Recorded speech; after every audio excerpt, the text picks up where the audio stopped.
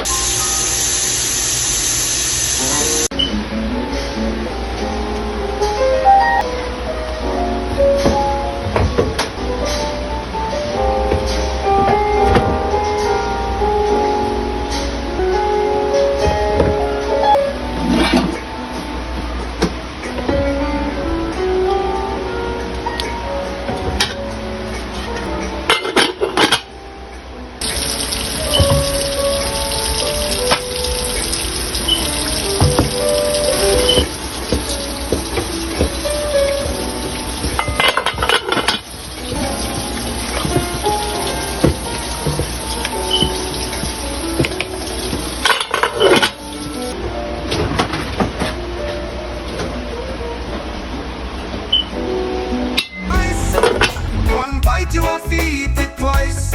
From Jamaican flavors, smell of the spice. Come cook with me, it's pure paradise. Just straight to your Chop feet. up the onion and pepper too. Showing the time, you know what we do. Sizzle up the saltfish, mix it right. Ackee come last, keep it soft and bright. Stir it up slow, don't mash it down.